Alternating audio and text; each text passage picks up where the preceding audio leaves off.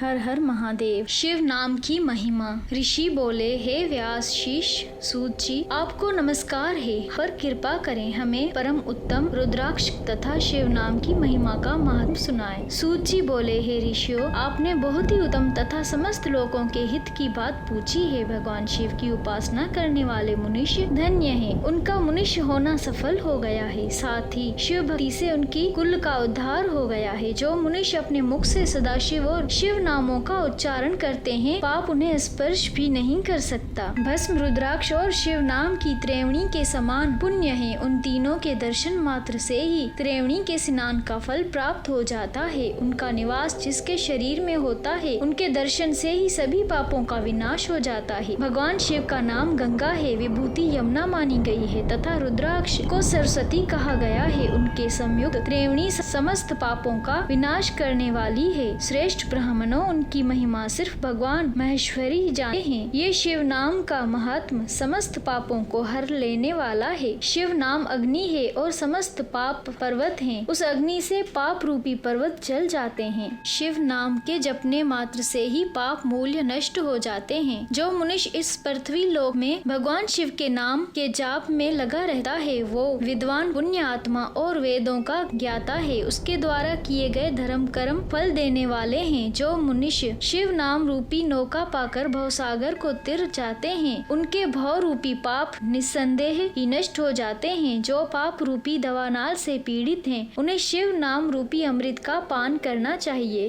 हे महर्षियों, जिसने अनेक जन्मों तक तपस्या की है, उसे ही पापों का नाश करने वाली शिव भक्ति प्राप्त होती है। जिस मनुष्य के मन में कभी न खंडित होने वाली शिव भक्ति प्रकट हुई है, उसे ही मोक्ष मिलता है। जो अनेक पाप करके भी भगवान शिव के नाम में आदर पूर्वक लग गया है, वो समस्त पापों से मुक्त हो जाता है। उसमें जरा भी संशय नहीं है। जिस प्रकार जंगल में दवानाल से धुंध हुए वृक्ष भस्म हो जाते हैं, उस प्रकार शिव नाम रूपी दवानाल से धुंध होकर उसके सारे पाप भस्म हो जाते हैं। जिसके भस्म संपूर्ण वेदों का अवलोकन करके महर्षियों ने शिव नाम को संसार सागर के पार करने का उपाय बताया है। भगवान शंकर के एक नाम में भी पाप को समाप्त करने की इतनी शक्ति है कि पातक कभी कोई मनुष्य कर ही नहीं सकता। पूर्व काल में इंद्रदमन नाम का एक राजा हुआ था और एक ब्राह्मण युवती थी जो बहुत पाप कर चुकी थी। शिव नाम के प्रभाव से दोनों उत्तम गति को प्राप्त हुए। हे महर्षियों, इस प्रकार मैंने तुम्हें शिव नाम की महिमा का वर्णन किया।